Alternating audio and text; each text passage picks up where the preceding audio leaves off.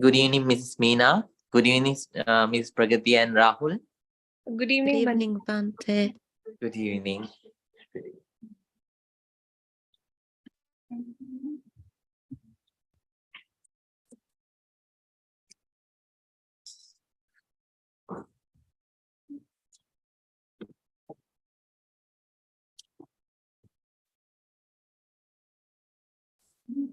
I love that. Rama Mohan, right? Ramnath.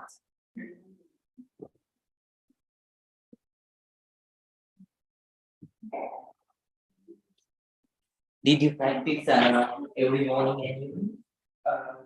Morning exercise I do. Okay. So the day I do morning exercise, I won't get time. So I feel and on the days I don't, I didn't. Oh, nice.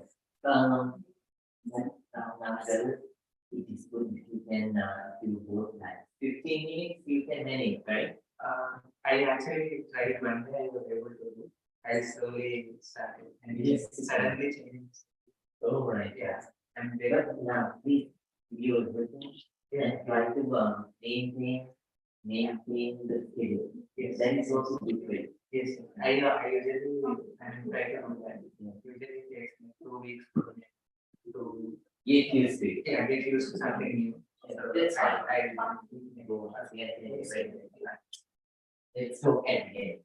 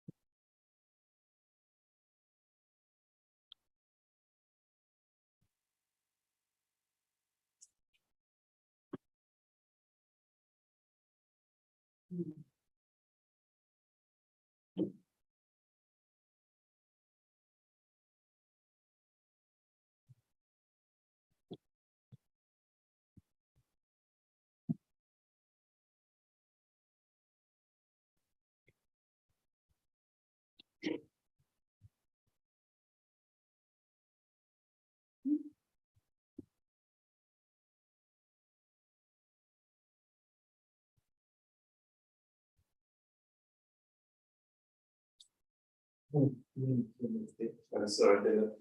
Oh, that's why, Miss Douglas. I should have waited.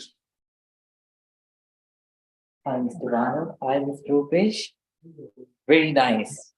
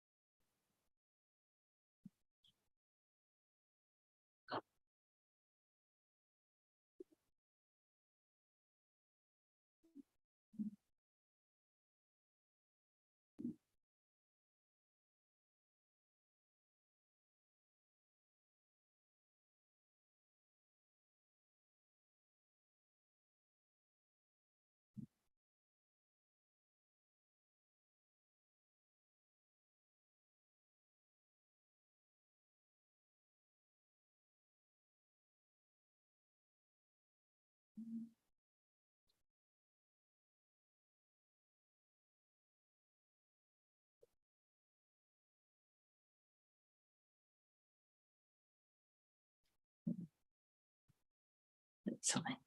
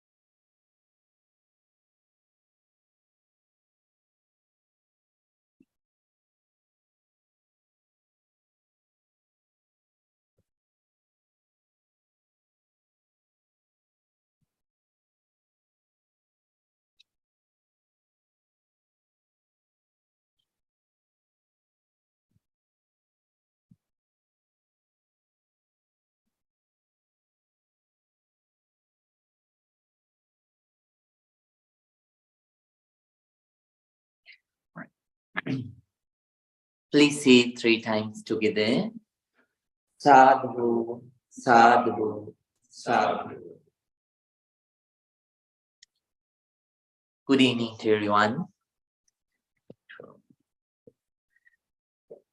So today too, before we start, I would like to wish everyone to have a very spiritual, very happy evening. And I wish that may you develop your inner peace during this evening too, and inner happiness. So the all students, they are continuing the Vipassana meditation, and now you are gradually understanding about yourself. You are gradually understanding about yourself. You have started realizing that that actually the you that you think about you. So the real you, you can't see yourself or the other people exactly. You only see a certain kind of picture of them, but the real you, nobody can see. And you are gradually understanding that you are a phenomenon which is changing continuously. So one particular set of, you realize that one particular set of sensations arise and they pass away. And then after that, in the next moment, another set of particular sensations arise and then they pass away. So this phenomenon is continuing each and every moment without any rest. And you maybe slightly you might have understood that actually, even though you call things, so you develop attachment towards things as I, my, or mine, you might have started to realize that they actually so you can't call them like that. They are not under your control. So if something is passing away, if you cannot stop it, so how can you call it it's yours? You can't call it as yours. Even this I, you realize you are changing and you can't call this an eternal I, right? So you have started slightly realizing this nature, this truth within. And you are not realizing this just by hearsay. You are not realizing this just by some kind of philosophical thing. Now you have started to realize this by your own experience. By your own experience. Then you might have noticed that your perspective, the way that you see the world, it is changing slightly. I don't say that it is changing very fast. It is changing slightly. So now you have gained a very small ability to treat everyone equally. Earlier you treated everyone, but still you had certain kind of thoughts, certain kind of discriminative thoughts. But gradually you, so when you realize this phenomenon, this nature of impermanence, you might have started to wholeheartedly understand that various kinds of beings, so they are different from each other, even though they belong to a similar kind of race, so similar kind of background, but still you might have realized that they are different. So truly, you can't call them actually so you can't own them a name. Let's say you call Bhakti Chandin, but actually you can't call so constitutionally you heard say you can't say like you can't talk like, oh, this mass amount of atoms or this mass amount of sensations. You can't call somebody like that, right? You have to use a name. For that, you have to use a name. But in reality, you might have, in the deeper truth, or in the real truth, you have started to realize that truly there is no somebody like that. And then after that, so then at the same time, so you might have started to let go of your past grudges too. And you might have really understood, right? Or you are a graduate, you might have begun to understand that no use of clinging to the past. And you might have begun to understand that appreciating the present is the most important thing. Whatever it is gone, you might have realized that, or you are realizing that, so no use of clinging to them again. So you might have started to cherish the present gradually. And earlier, when you heard about people doing various kinds of harmful things, so when you heard about those kind of people, you might have developed a lot of anger. How such kind of a person can do that, right? You might have thought. And so then you might have developed a lot of hatred, a lot of anger towards those people. But now, slightly, you might have realized that doing so is foolishness. We all have ignorance within.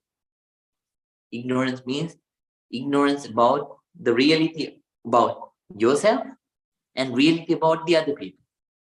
Reality about yourself and reality about the outside things.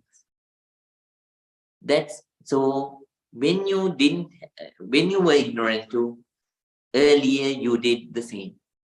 You reacted with the same negativities that you had. When you felt anger, you acted on it. When you felt jealousy, you acted on it. When you felt lust, you acted on it. When you felt vanity, you acted on it, right? You reacted right away. But now, so because of your uprising understanding, now you have started to stop, right? But those people, they don't have that understanding. So they are following the same pattern that you were doing before. So thinking about that, you might have started to feel pity on that kind of people, right? And so instead of anger, you might have started to develop pity, and you might have started to develop the wish that may they also gain this wonderful non-sectarian meditation technique, and may they also change. May they also have a peaceful and happy life, right? Let me tell you an example. So we have two Vietnamese devotees. Have you heard of Thich Tien Minh, a Bante from San Francisco? Thich Tien, not Thich Nhat Hanh or Thich Papua. I mean Thich Tien Minh. Yes. All right. So he has tattoos all over his body. All right. Okay. Let me tell him his story. Thich Tien Minh, he's from San Francisco. He's a Vietnamese. So associating bad friends, he had a bad childhood. Because he associated bad crowd. Later on, he became a gangster. Not only a gangster, he became a very dangerous gangster. It is the rumor that he had killed so many people. but the police doesn't have any evidence to connect him because he is the leader of that gang. So so they couldn't find any evidence, so he was free. Then later on, he passed his 20s in this kind of behavior, and he passed his 30s, and he reached 40. Then he realized, so when he was little, his grandma took this young boy to the temple. And at that time he heard killing is bad, and so like that. So 5% he heard of it. Suddenly he remembered these things. And now he is 40 and now somewhat matured. He thought, I am going in the wrong direction. I should revert myself. So he gave up his gangster life and went to the temple to learn meditation and Buddhist teaching. So to one of the San Francisco Vietnamese temples. And then the people, they were so scared. They knew, the whole San Francisco knew who he is. So we don't know, but they knew. So they went to the head monk. He kept on coming. So daily, weekly, so sometimes weekly, so for a certain period of time daily, he kept on coming to the temple. People were so scared. They went to the head monk and told, so they call, you call us Bante, but in Vietnamese they call Thai. Thai, the head monk. So Thai, please don't let him to come to the temple. You know what? He is the leader of one of the famous and most ruthless gangs in this San Francisco. And definitely, one day he will burn this temple and go. He will kill you, burn this temple and go. That's what will happen. Keep our words written. Don't let him come to the temple. That Bhante was, fortunately, that Bhante was a very good practicing Bhante. That Bhante said. So unfortunately, I don't know that Bhante's name. That Bhante told the whole gathering, you are very fortunate people. You are very good people. Because you had good parents, good friends, everybody, you have a lot of good qualities. So if you want, so they threatened that if they don't let him go, they are going to leave the temple. So no membership anymore. So then, so in Buddhism there is no membership, but they are not going to come to the temple again. Then Bhante said, so that's fine. So there are so many Vietnamese and Chinese temples around. So some Chinese temples, they speak Vietnamese. So so you can go any of those temples. But this poor man, he can't go anywhere. If he goes to another temple, who knows, the abbot might chase him, and the devotees might force that abbot also to send him away. And then when he goes to another temple, same thing will happen. He won't have a chance to change. So you are fortunate people, you can go. So if he burns down the temple, that's fine. Even the Buddha stayed and slept sometimes under a tree. There are so many trees in San Francisco. I will sit under a tree and I will keep on practicing. So I just need a tree and some food. So I will keep him. And if you like, you can leave. So in this whole big audience of, I think, sometimes hundreds or thousands of people, so that Bhante said like, that leader of ruthless gangster started crying. he started crying and he determined he's going to change. Then that Bhante taught him very well. That head Bhante was very old. So he kept on teaching this new student. And finally, he completely changed and became a very good practitioner. He let go his past and changed himself. And finally, gaining a lot of wisdom, he could become a monk. He was allowed to become a monk. And later on, his name is Thich Thien Min. And now he is helping. He's helping hundreds of drug addicts, and then so night ladies, and then after that gangsters, and so many such kind of people to change. So everything he's very good in that subject. So he has a van, small van, and he goes from place to place, talk to them, and he tries to change. He does a good job. So like that, you will have some kind of inclusiveness in bad people too.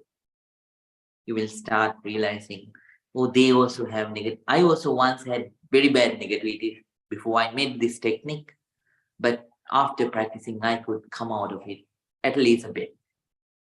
So may those people also gain this technique. May they also change. May they have a good life. You will feel like that. So there's some other stories, but this is not the time to tell. So that story is enough.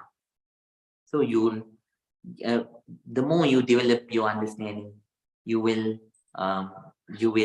have that. You will develop this ability to forgive, to be inclusive, and you will start treating each and every people so equally, right? All those things will happen, but keep on practicing. You will read there, but you have to realize about the truth about yourself by your own practice, right? Now we are going to start. The newcomers, please practice breathing meditation. Please pay your entire attention to your breath.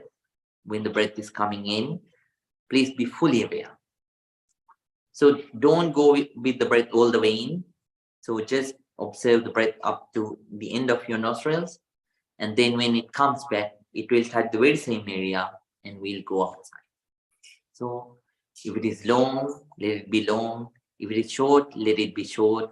If it is rough or soft, let it be so. Just keep on observing. So right now the breath is coming in. Right now the breath is going out. So give your entire attention and keep on observing. The Vipassana students, the old students, please start observing the sensations from the area, the top of your head, and then keep on observing part by part, pitch by pitch. Scan the whole head area up to your forehead area, right? So we skip the eyebrows. So after several weeks, we will start with eyebrows, and then we'll go down. We'll observe downward. So whatever the sensations that you experience, please be aware they're changing impermanent, right? With that understanding, now we are going to start. Please keep your back straight, neck straight, head straight. Please keep your right palm on your left palm. Take a deep breath. Let it go. Take another deep breath. Let it go. Now, please calm down. Calm down and relax. First, I'm going to pay our respect to the Buddha, Dhamma, and Sangha, and then we are going to start the silent meditation time. Namo tassa bhagavato arahato samma sambuddhassa. Namo tase bhagavato arahato samma sambuddhase. Namo tase bhagavato arahato samma sambuddhase. Nitimiso bhagava araham samma sambuddho. Vijacharane sampanno sugato lokamido. Anuttaro purisa dhamma sarati. Satta deva manusalam buddho bhagavati. Swakato bhagavata dhammo sanditthiko akaliko. Ehi passiko opanaiko paccatang veditammo vinyuhiti. Supanipanno bhagavato savaka sangho. Ujupanipanno bhagavato savaka sangho. Nyaya patipanno bhagavato savaka sangho. Sami Panipanno Bhagavato Savaka Sangho. Yadidam Chattari Purisa Yugani Ate Purisa Puggala. Esa Bhagavato Savaka Sangho. Ahuniyo Pahuniyo. Dakiniyo Anjali Karaniyo. Anutteram punyakittam lokasati. Sadhu, sadhu, sadhu. With a very calm mind, with a very quiet mind, with an alert, very attentive mind, with a balanced, very patient mind, please start your meditation. If you are practicing breathing meditation, please give you everything and do so. If you are practicing Vipassana meditation, please give you everything and do so. Whatever the meditation technique that you are practicing, that you are going to practice, may your meditation practice be very, very successful. Very, very successful. Everyone, please start your meditation.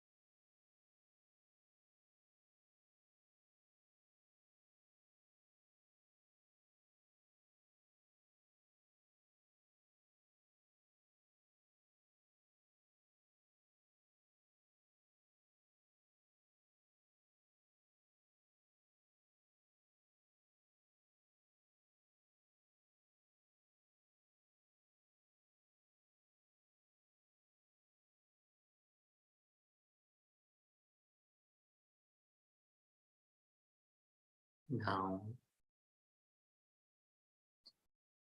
if your legs are paining, then you can change your legs, but keep the eyes closed.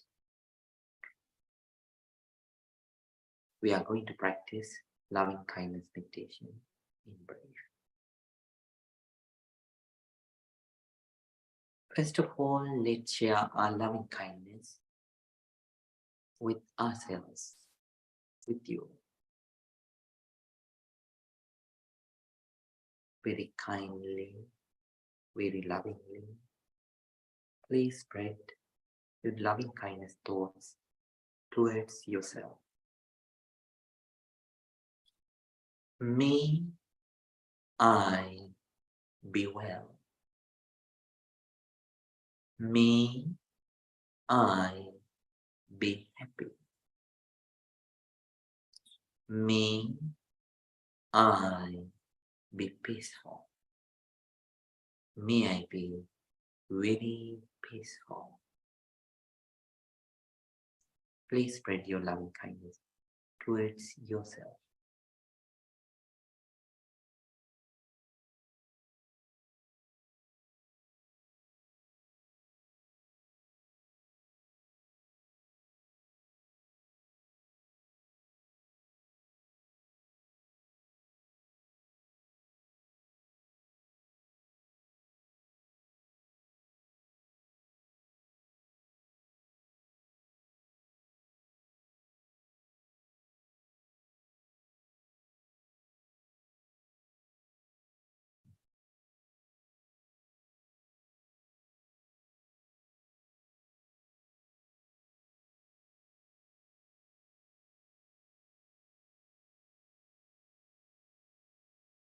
Now, let's spread our loving kindness towards our parents, teachers, relatives, and friends. May my dear mom and dad, my parents, teachers, relatives, and friends, wherever they are, may they be well, may they be happy, may they be peaceful, may they be very peaceful. Please spread your loving kindness towards your parents, teachers, relatives, and friends.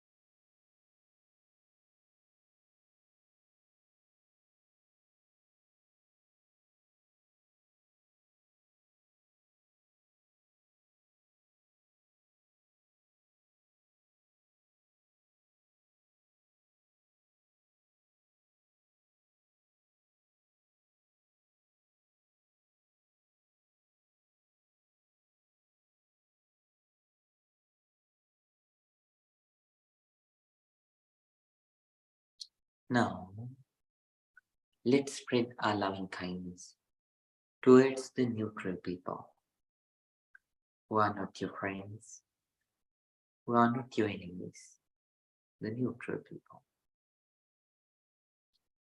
May all the neutral people also be well, be happy, be peaceful. May they be very peaceful. Spread your loving kindness towards them.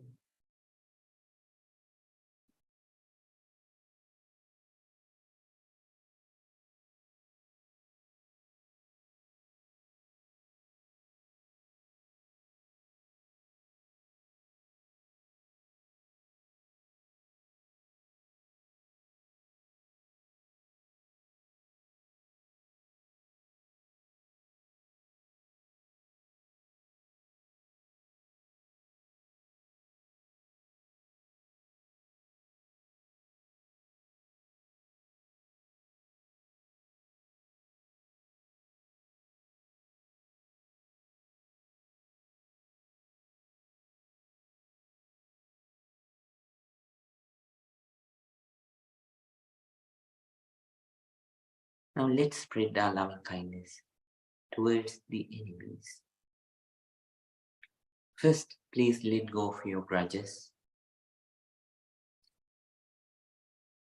Forgive for the people that did harmful things towards you, hurtful things, and ask forgiveness for your harmful and hurtful things that you did towards them in the past. And please spread your loving kindness towards the enemies. May my enemies also be well. May my enemies also be happy. May my enemies also be peaceful. May they be very peaceful. Spread your loving kindness towards the enemy.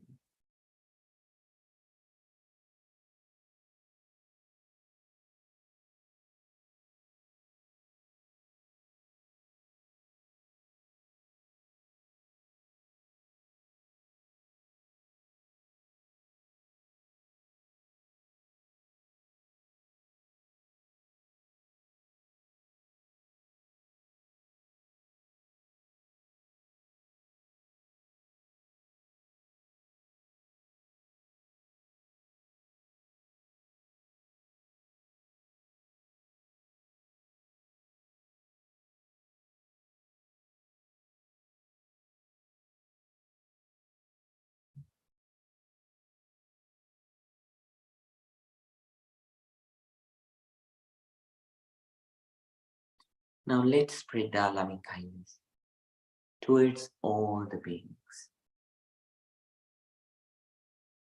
Not only human beings, all the other beings. We think of all the beings without their differences. There are differences in capabilities, size, appearance, birthplace. Regardless of those, we think of all beings equally. May all beings be well. May all beings be happy. May all beings be peaceful. May all beings be very peaceful. Please spread your loving kindness towards all the beings. All the beings.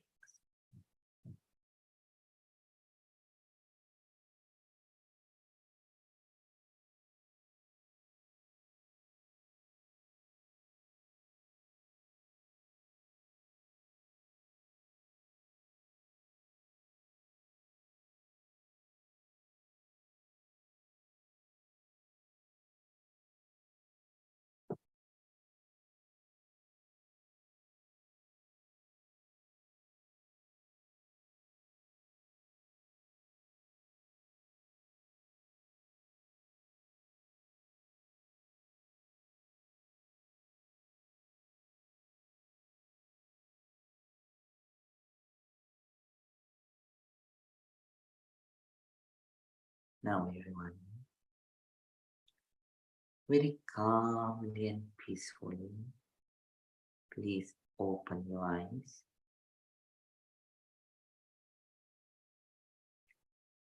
Let your body to relax. Now please join your palms together and please say 3 times. Sadhu, sadhu, sadhu.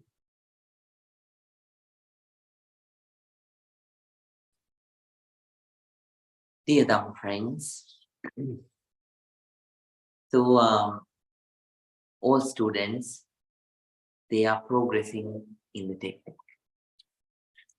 But you have to keep this in mind. Don't force yourself, so don't crave to feel any kind of sensation, especially when you feel like your forehead is like what do you call it? So Yeah, when if you feel like you are you have put pressure on your forehead, that means you are forcing, right? You have to let your body be the same. You have to let your sensitivity to grow, right? Your sensitivity to grow, the balance of mind, the patience. So then you have to give your entire attention, but don't force, don't create. So that nature, so we have craving for a long period of time, right? So in this practice too, in a different way, it will come to encounter. So you have to be careful. You are not here again to go with the craving. You are here to come out of the craving. You are practicing this technique to come out of the craving. So give your entire attention, but let the body stay still. Just let the focus go, right? So you can't feel the sensations with body. Can you understand what I mean? So you can't feel the sensation. So it is we can recognize the sensations with the mind, not with the body. Even though how much muscles you do have, and even though how strong you are, you can't by body, you can't feel sensations. So you always have to pay your attention, right? You have to pay your attention and you have to give your entire focus. Then you will start feeling the sensation, right? So pay your attention and give your whole attention, the focus. So part by part, pitch by pitch. So on your body, and try to feel the sensation. Whatever the sensations that you encounter, let it be coldness, let it be heat, let it be itching sensation, crinkling sensation, or maybe blood circulating sensation, or pulsing, or any sensation. Let it be so. Just observe and realize. Realize this sensation is also changing impermanent. Right? Then gradually you have to let that patience, let that sensitivity, let that balance of mind to grow. Right? Within these 25-30 minutes, if you can produce a very small amount, that's also great. So that's also a great thing. That's enough. So if you could develop such kind of mindset for a very small period of time, that whole 30 minutes worth it, right? So please give your entire attention and try to develop. Let the balance of mind to develop. Let the sensitivity to develop. Let the patience to develop, right? So please practice like that. And always make sure that your back is straight, right? If not, what will happen is gradually then your body will bend like this, and then you don't know. So the mind will start wandering, and then instead of vipassana meditation, you will start sleeping meditation. So very important. Please please be aware about your back. So be aware about your back. So when I was little too, I had encountered the same situations. Not only me, all kinds of ordained and lay people who succeeded in the practice, they passed all these phases, right? So you are lucky you don't have mosquitoes here. Glad you have to be so lucky, so that you don't have to even to encounter. Is there a mosquito? So you don't have to think of encountering that situation. I remember when I was practicing in Candy. In that area, there were a lot of mosquitoes. Yeah, I had to encounter such kind of face too. So somehow, but still you have a lot of things to encounter. Your mind, your body. So on these both things, there are so many things to encounter. So work hard and always understand you are working hard for yourself. So I always mention, if you have a 50-kilo bag with you, when you carry that bag for a long period of time, it's a torture.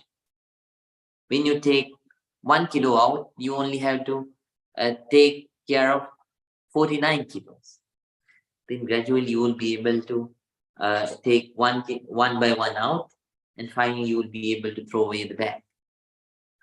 So just like that. So that bag is similar to the negativities that we have. We not only have 50 kilos of some kind of stuff. So that bag cannot be compared with the negativities that we have.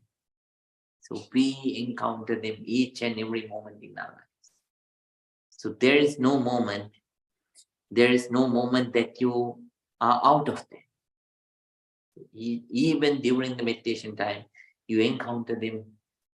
The only difference is you understand how to encounter them and win over them. At least you practice. All the other times, you go with the current.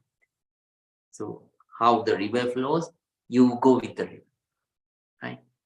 Now, at least during the meditation time, you try to swim against the current of the river. Right? So please keep on practicing. First, lovingly towards yourself. Love yourself and for your own peace and happiness. Please practice. Then for the other people, the poor people who will get affected because of your negativity. So out of compassion and love towards yourself first, and then out of compassion towards the other people, right? Then when you become a positive person, when you develop positivities within, you are going to change your world. So people say the world means all the people, you won't be able to change. Just you, each and every person has their own world. So you will be able to change, bring at least a very small impact, positive impact in there. That's a good thing. So please practice. Then every morning, don't skip the 15 minutes. Somehow find time. And in the evening, don't skip the 15 minutes. Somehow find time. So let that 15 minutes develop your discipline. Right? When you stick to that, it develops your discipline. Right? So that's a good thing too. So please don't skip it and keep on sticking to your 15 minutes schedule of morning and evening. Do it for yourself. So today, last week I taught you the first characteristic of life. What is that? Can you remember? Write down. What is it? See? Impermanence. Very nice. Chala Bao. Mr. Ramnath. Impermanence. See, he came last week, but he knows. Right. Impermanence. So how can you improve when you forget these things? So these are not things that you, wherever I go, I teach. So these are not things to come from this ear and then to go to the ear from this ear. So always it should go inside, and you have a brain, right? Touch the top of your head and check whether you have a brain. So that let it go to your brain and think you are learning the life, about your life, right? So learn about your life and apply it. So, so we are not here. I'm doing these teachings not for any psychological or philosophical entertainment. No. So to laugh. So there are stories sometimes. So every day for sure. Since I'm addicted to stories, I tell some kind of story. But all those things. So you listen to that and you laugh. But you, at the same time, you have to understand what should I gain from this and how should I apply it into your life. So these teachings are same. So even though they are not tasty like a story, it's about your life. So please learn and apply it into your life. You are so uh, lucky for being able to listen to these teachings. So these are not my teachings. So, so even though the Buddha taught these teachings belongs to the nature, these are not Buddhist teachings or Hindu teachings or Jain teachings, right? We are, I belong to Dharmic culture.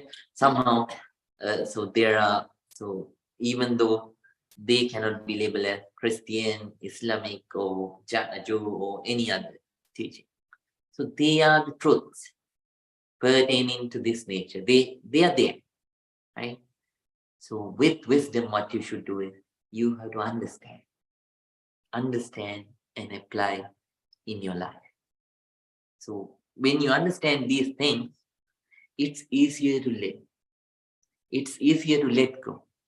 It's easier to feel peace and happiness. So inner peace and inner happiness. It's easier to practice to gain the ultimate peace and ultimate happiness, right? So please learn and think deeply and make this your understanding, right? So please listen well. Impermanence. That is the first characteristic of every life. So who is the tiniest being in the world? Amoeba. So don't we have any other being now? So for a long period of time, it's only amoeba. So just kidding. So amoeba, let's go with the amoeba. From amoeba to the Brahman, right? So in Dharmic religions, Brahmas are the highest being. That means so they live for a long period of time. They are not eternal too. They are impermanent. They are also impermanent somehow. So all these beings, they are affected by impermanence. Wherever you go, the first characteristic of each and every life, from amoeba to the Brahman, they have impermanence. They have impermanence. So then number two, second characteristic of every life is suffering. Buddha call it dukkha. Even though we call it suffering, there is no any exact word to tell this. So dukkha means, so when we take the word suffering, so it means because of bad pain. So because of pain, uncomfortable physical sensations you suffer. Actually, what Buddha meant, it's not that. So it's deeper than that. You can use the words, so definitions like discontentment, dissatisfaction, like that. Somehow, this suffering, this discontentment, it is there, so beneath everyone's life. This discontentment is continuing in everyone's life.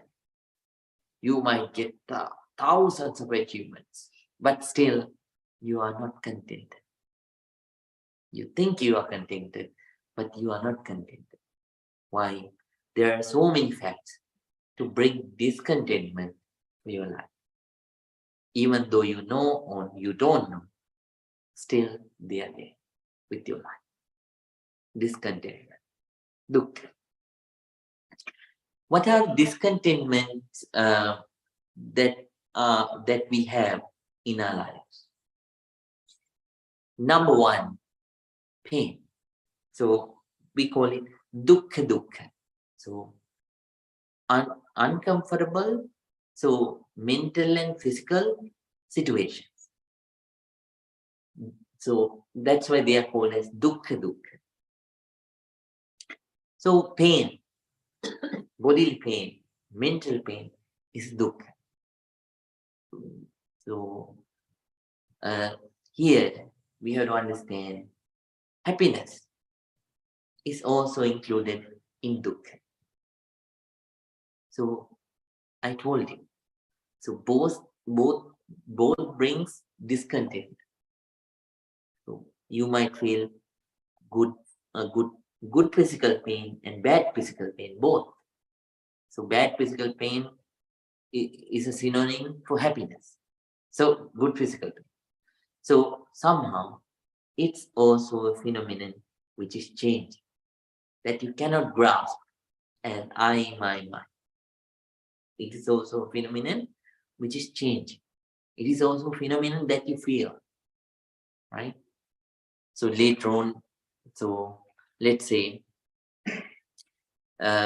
later on when you develop in Vipassana practice, let's say, so one part of your body, you will feel like, so very good sensation, so very comfortable sensation. So when you develop, you feel very relaxing, very comfortable, thrilling sensation, let's say. Then you think, oh, how wonderful. How wonderful. Oh, this is what I came to see. So no, you are not here to addict to, so you are not here to let go of certain kind of sensations and to grab and cling to one particular sensation, set of sensations. But somehow, so that's how the human mind is.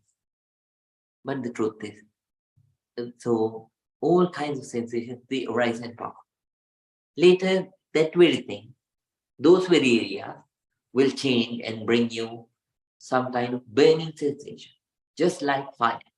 You feel your whole body starts sweating and your whole body starts paining. Same areas, well, which brought you very good physical sensation.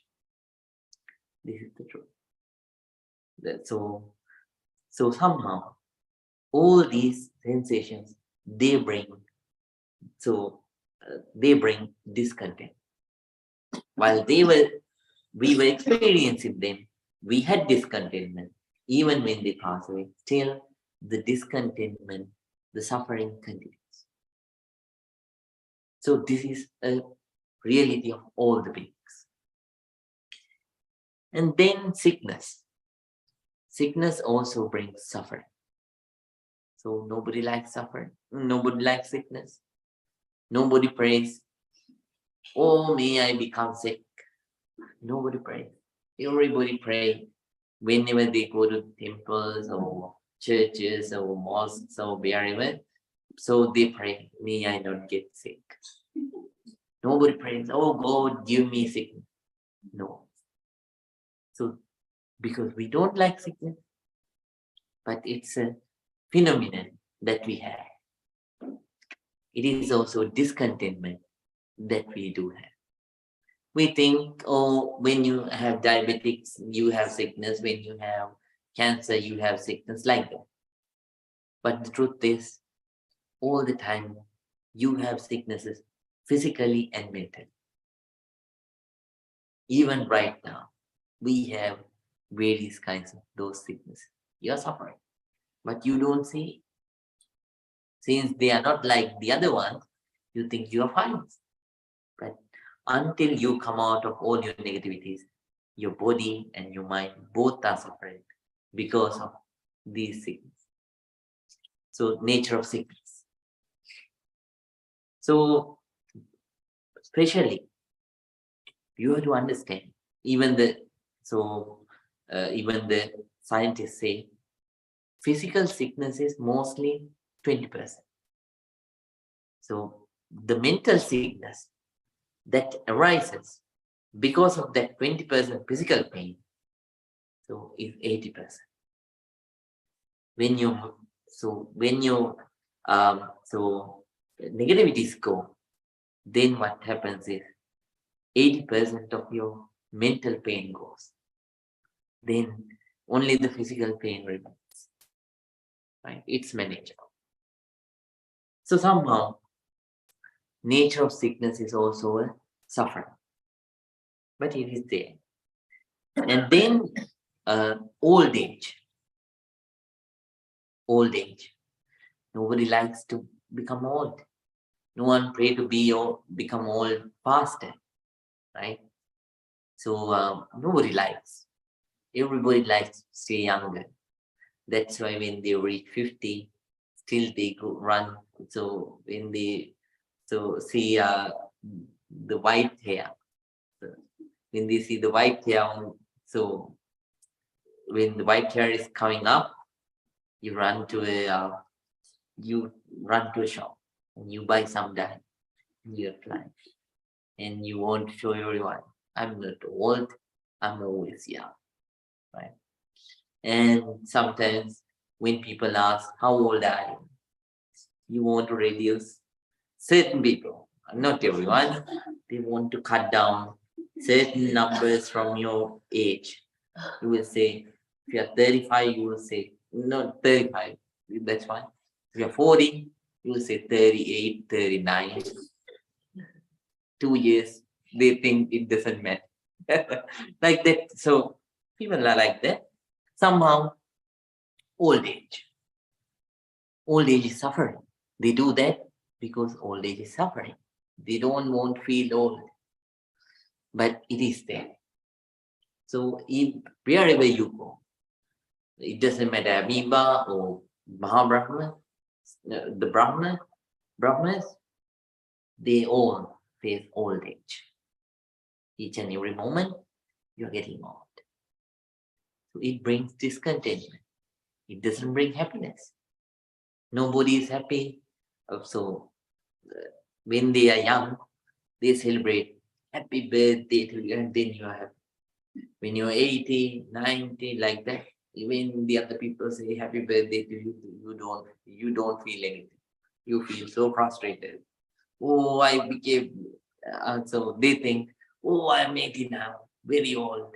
Like that, they feel frustrated. Somehow, so it brings discontent. You don't realize, but it is there. When you're young, when you are capable of controlling your body, that's fine. But old age is there all the time. You are becoming old. We think we are getting old only when after 50. No. Since the time that you were born to this world, you are getting old. Right? You will understand that. So all these outer appearances, outer pictures, they are fake. The reality is you are getting old each and every day. You don't understand. It brings discontentment. Death, right? So death also brings discontent. Nobody likes to die.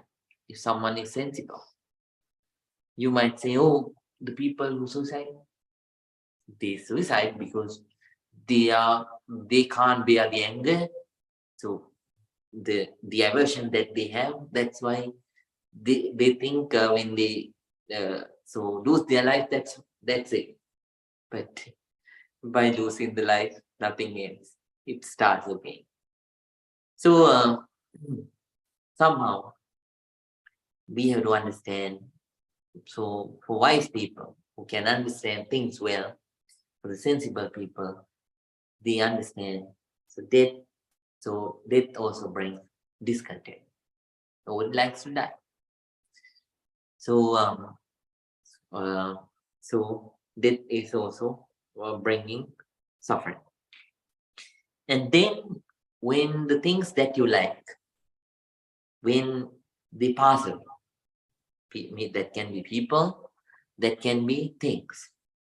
When they pass away, you feel discontentment. You feel suffering. So then when the things that you don't like, or the things, the people that you don't like, when you have to associate with them, so then again it brings suffering, discontent. So all these 5 things, so 5 natures are there inside our lives. So this is called a dukkha dukkha. Dukkha dukkha. So the suffering that happens because of physical and mental condition. So then number 2, viparinama dukkha. Viparinama means evolution. Dukkha means suffering. The suffering that arises because of evolution. Let's say you expect something. But that expectation doesn't meet. Then after that, what you don't expect, that happens. For an example, you want to stay forever young. You wish that may I stay forever young. May my young age stay the same throughout my life. But that expectation doesn't meet the reality. So you become old. And so then when your wish was broken, and when the unthinkable happened, when the expectation was not met, you feel you are suffering. So this is the suffering which arises because of evolution, bodily evolution, mental evolution, right? So viparinama dukkha. There is another dukkha that we experience in our life, from amoeba to all kinds of brahmas, so they experience the 3rd kind of suffering. That is called as sankhara dukkha. Sankhara dukkha. So so we always want our sensations, so our comfortable sensations, to stay the same, right? These samsaric conditions, so human life. So next life too, I want to be a human being, right? Next life too, I want to be a higher divine being. But you can't do like that. Sankharas are sankharas you can't control, right? So then because of our mental condition change, so we suffer too. So anger comes, hatred comes, jealousy comes, and there are various kinds of such kind of phenomena that arise. And then so physically, so even though you like or not, you have to interact with all kinds of scenes that you see, all kinds of sounds that you hear, all kinds of the smells that you experience, all kinds of tastes that you experience, and all kinds of touches that you experience. This is sankhara dukkha. Even though you like or not, you have to deal with it. No choice, right? So no choice means then you'll say, okay, I feel uncomfortable somewhere, and then I run to a comfortable place. But still, at that moment too, you are feeling the sankhara dukkha. So sankharas, so wherever you go, you have to deal with the sankhara. So sankhara dukkhis, they are in everybody's life. So because of these sufferings, these discontentments, Buddha says, so this is the second characteristic of all beings' lives. So what Buddha teaches, once Buddha told that he is teaching only two things: the suffering and the path to come out of suffering. So here Buddha teaches, we can't stop the nature, but when we stop the misunderstanding, so untruths that we develop without understanding the nature, right? The negativities that we develop, then until we live, we gain the ability to live with happiness and peace, right? Then gradually developing that ability and eradicating all the negativities to the utmost level. If you are really lucky, then you will be able to attain the ultimate peace and ultimate happiness. So no more suffering at all, right? So you are going to reach that stage. So work hard for yourself, and work hard to come out of your own suffering. Because wherever you run, you can't come out of your suffering if you don't practice. So work hard. First reduce the weight of the bag that you are carrying throughout your life, right? So if it is 50 kilos, reduce it to 49 first, then 48, 47, like that. Keep on working. And then finally, let's hope that maybe you all have a time to throw the bag away, right? So work hard. Now we are going to end today too. I hope all of you had a very good meditation session. And let's wish by our practice, may all of us got a lot of positive energy. By the power of that positive energy, may all our troubles be away. May all the good things happen in our lives. And may be able to practice this noble non-sectarian Dhamma practice very ardently. And coming out of all the negativities, developing all the positivities, may all of us attain real peace, real happiness, purification of mind, Nibbana. With those thoughts, everyone, please join your palms together to get blessings. Abhivadana Silisse Nichang Vada Pachayu Chattaro Dhamma Vadanti Ayuvanno Sukhang Balang Ayurarogya Sampatti Sagga Sampatti Mevache Ato Nibbana Sampatti Iminate Samijjato. Sadhu.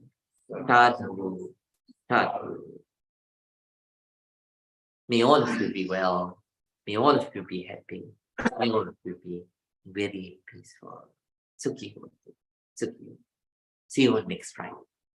Keep on practicing.